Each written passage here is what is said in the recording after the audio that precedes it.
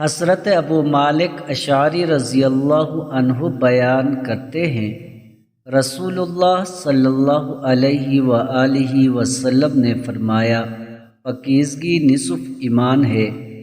الحمدللہ میزان کو بھر دیتا ہے۔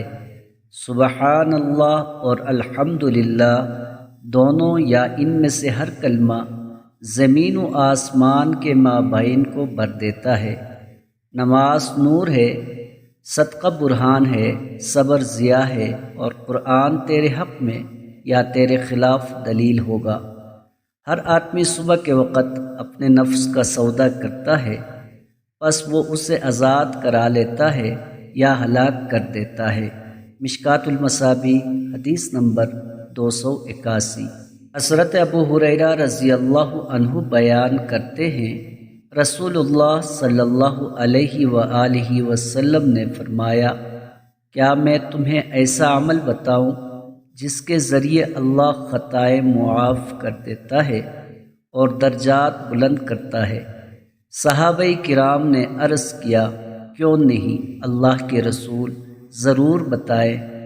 آپ صلی اللہ علیہ وآلہ وسلم نے فرمایا، ناگواری کے باوجود مکمل طور پر وضو کرنا، مساجد کی طرف زیادہ قدم چل کر جانا اور نماز کے بعد دوسری نماز کا انتظار کرنا، یہی سرحدی چھاؤنی کی حفاظت ہے۔ مشکوٰۃ المصابیح حدیث نمبر 282۔ حضرت ابن عباس رضی اللہ عنہ فرماتے ہیں کہ حضرت ابوبکر صدیق رضی اللہ عنہ نے عرض کیا کہ یا رسول اللہ، آپ صلی اللہ علیہ وآلہ وسلم بوڑھے ہو گئے، اس کی کیا وجہ؟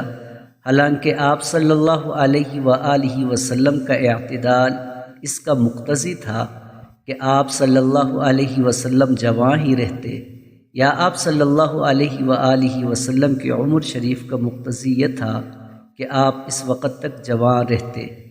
حضور صلی اللہ علیہ وآلہ وسلم نے ارشاد فرمایا کہ مجھے سورہ ہود، سورہ واقعہ، سورہ مرسلات، سورہ عما یتساءلون، سورہ اذا الشمس کورت، ان سورتوں نے بوڑھا کر دیا۔